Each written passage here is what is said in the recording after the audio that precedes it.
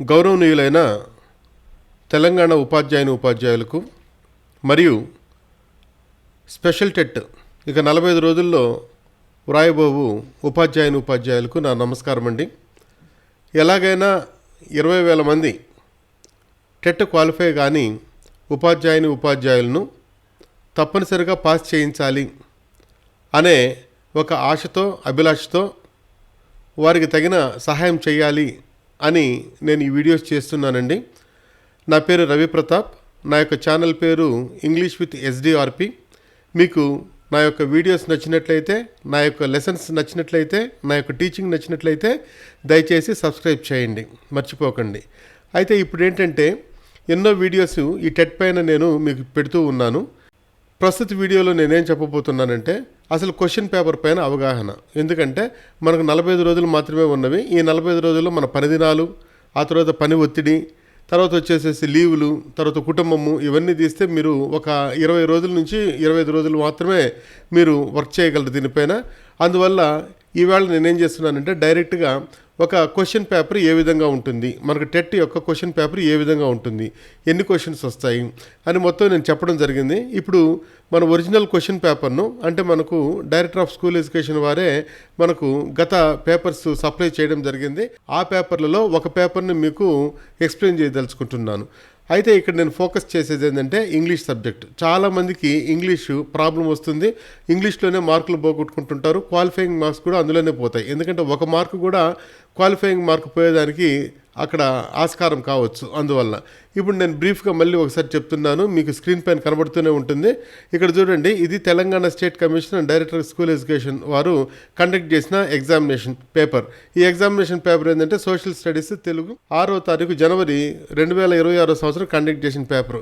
ఇది వాళ్ళు ఏం చేశారంటే కీ ఇచ్చినప్పుడు మనకు ఇవ్వడం జరిగిందన్నమాట. దీంట్లో మనకేంటంటే ఇదివరకే నేను మీకు చెప్పాను, మొత్తం 150 క్వశ్చన్లు ఉంటాయి. మనము 150 నిమిషాల్లో రాయాలి. అంటే ఏంటంటే 2.5 గంటలో మనం రాసేసేయాలి కదా. పేపర్ 1 అయితే 30, 30, 30, 30, 30 అని ఉంటాయి. ఎలా ఉంటాయి పేపర్ 1 వాళ్ళకి ఒకసారి మనం చూసుకున్నప్పుడు సైకాలజీ మారదు, 1 నుంచి 30 వరకు. దాన్ని ఏమంటామంటే చైల్డ్ డెవలప్మెంట్ అండ్ పెడగాలజీ అని చెప్పేసి అంటాం. ఆ తర్వాత 31 నుంచి 60 వరకు తెలుగు అలాగే ఉంటుంది, పేపర్ 1 కానీ పేపర్ 2 కానీ, అంటే క్వశ్చన్ నెంబర్స్లో. తర్వాత మనకు ఇంగ్లీష్ కూడా ఎలా మారదన్నమాట. ఆ క్వశ్చన్ నెంబర్లు అదే క్వశ్చన్లు ఉంటాయి పేపర్ 1 కానీ పేపర్ 2 కానీ, అంటే 61 నుంచి 90 వరకు. ఇక 91 క్వశ్చన్ నుంచి పేపర్ 1 వాళ్ళకి ఏమవుతుందంటే ఈ యొక్క గణితము అనేది ఒక 30 మార్కులకు ఉంటుంది. ఆ తర్వాత వచ్చేసి ఎన్వైరన్మెంటల్ స్టడీస్ అని చెప్పేసి ఒక 30 మార్కులు ఉంటుంది, మొత్తం 60 మార్కులు. అదే పేపర్ 2 వాళ్ళకి మనం తీసుకున్నామంటే 91 నుండి 150 వరకు సైన్స్ వాళ్ళైతే మ్యాథ్స్ అండ్ సైన్స్ రాయాలి. అదర్ దెన్ సైన్స్ అయితే అందరూ సోషల్ స్టడీస్ రాయాల్సిందే. ఇప్పుడు నేను చెప్పేది ఏంటంటే ఇంగ్లీషు అనేది ఏ పేపర్లో అయినా ఒకే విధంగా ఉంటుంది. ఆ తర్వాత క్వశ్చన్ నెంబర్స్ కూడా సేమే ఉంటాయన్నమాట. ఇంగ్లీష్ ఎక్కడి నుంచి ఎక్కడి వరకు ఉంటుంది, 61 క్వశ్చన్ నుంచి 90 క్వశ్చన్ వరకు ఉంటాయి. అంటే టోటల్గా 30 క్వశ్చన్స్ మనకు ఇంగ్లీష్లో వస్తాయి. ఈ 30 క్వశ్చన్స్లో 61 నుంచి 85 వరకు కాంటెంట్ ఉంటుంది.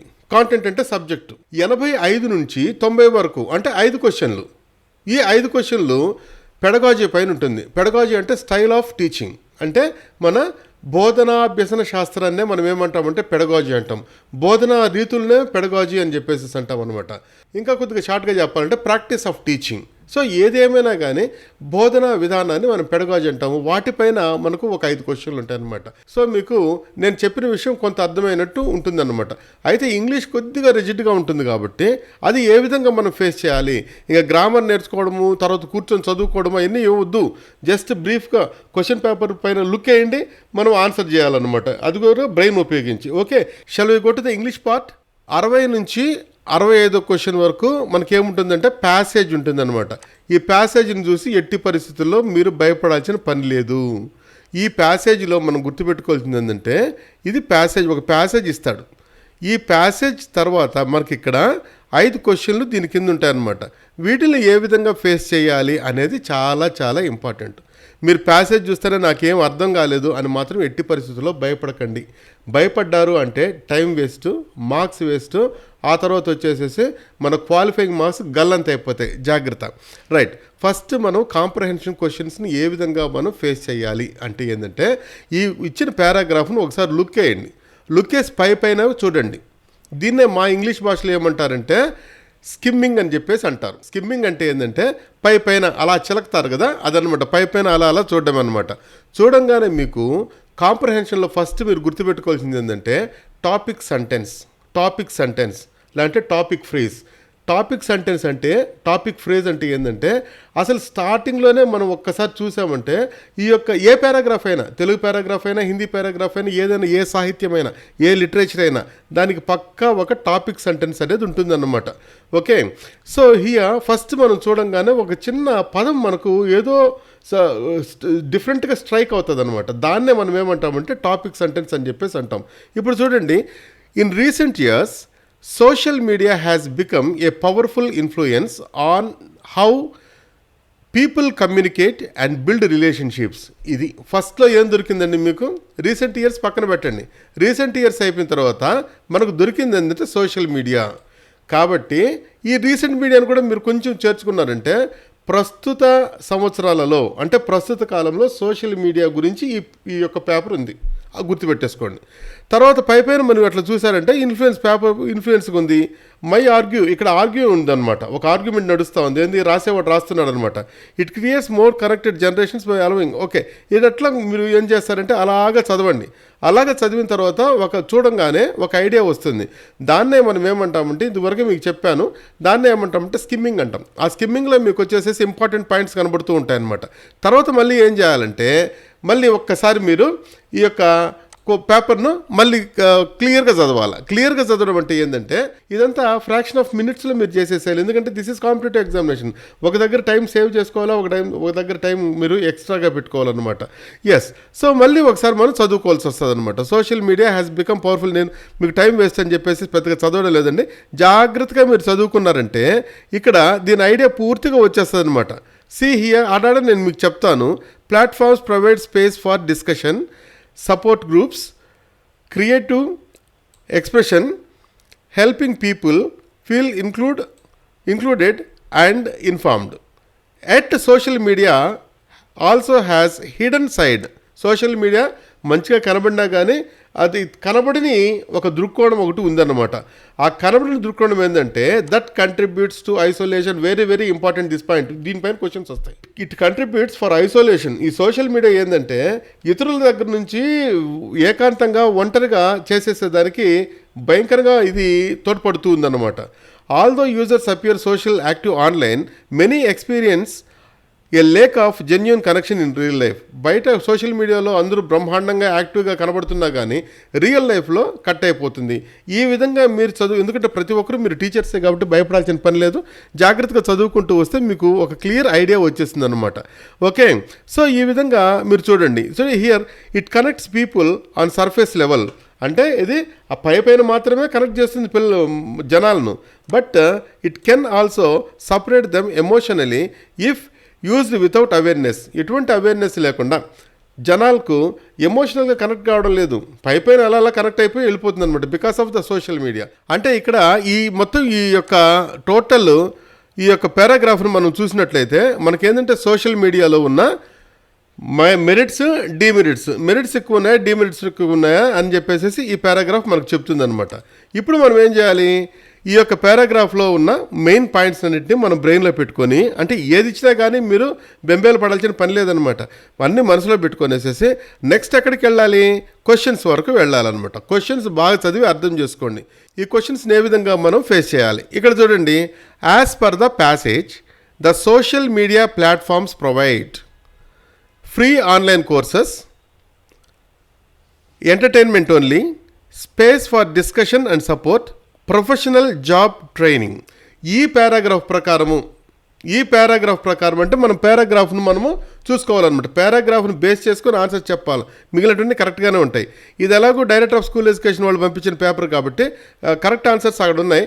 నేను ఎక్స్ప్లెయిన్ చేస్తూ పోతుంటాను అనమాట. So the correct answer for that is spaces for discussion and support. ఇది మనం ఏంటంటే ఈ యాజ్ పర్ ద ప్యాసేజ్ అన్నప్పుడు మనం సపరేట్గా మన ఇష్టం వచ్చినట్టు ఆలోచించకూడదు. ప్యాసేజ్లో ఉన్న ఐడియాలను బట్టి మనం ఆలోచించాల్సి వస్తుంది. ఎస్, నెక్స్ట్ క్వశ్చన్ చూడండి. ఇక్కడ C spending more time on dash weakens real conversation. ఇక్కడ spending more time on reading books, social media చెప్పాడు కాబట్టి ఇంకా రీడింగ్ బుక్స్ అనేది ఉండదు. తర్వాత అవుట్డోర్ యాక్టివిటీస్, తర్వాత talking to family. Spending more time on screens, weekends, real conversation. ఈజీగానే అర్థమైపోతుంది అనమాట.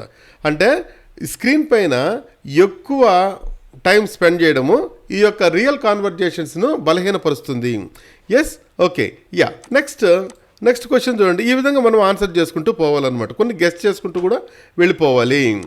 C, the main challenge for today's generation is to delete all social media accounts.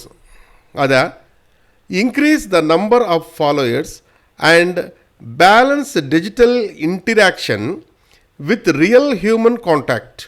Spend more money on gadgets. అసలు యాక్చువల్గా ఇప్పుడు కాలంలో ఒక challenge ఏంటంటే, ప్రస్తుతం ఉన్న ఒక ఛాలెంజ్ ఏంటంటే balance digital interaction with real human contacts.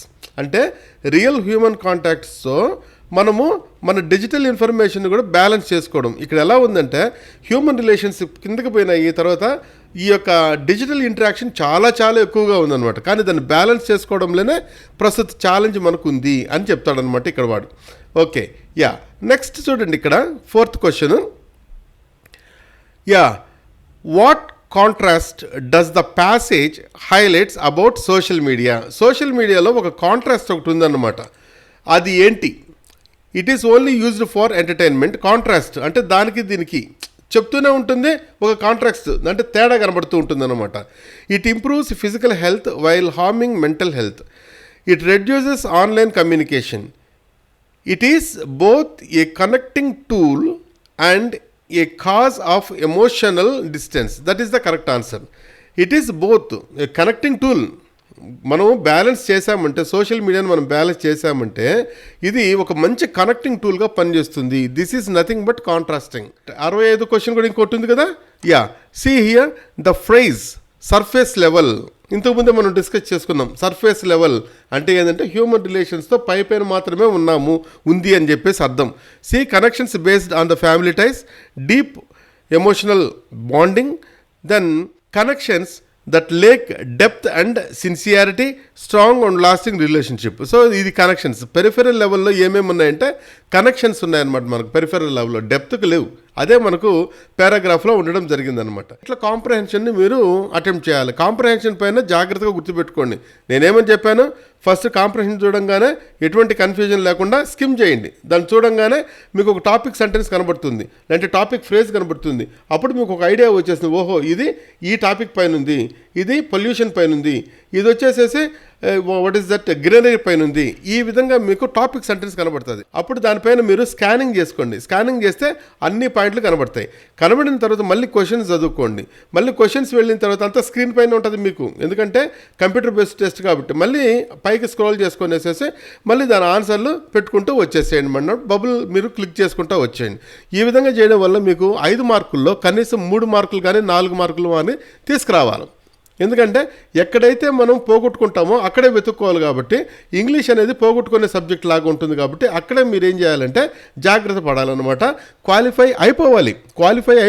19,800 మంది టీచర్లు మొత్తం క్వాలిఫై అయిపోవాలి. ఓకే.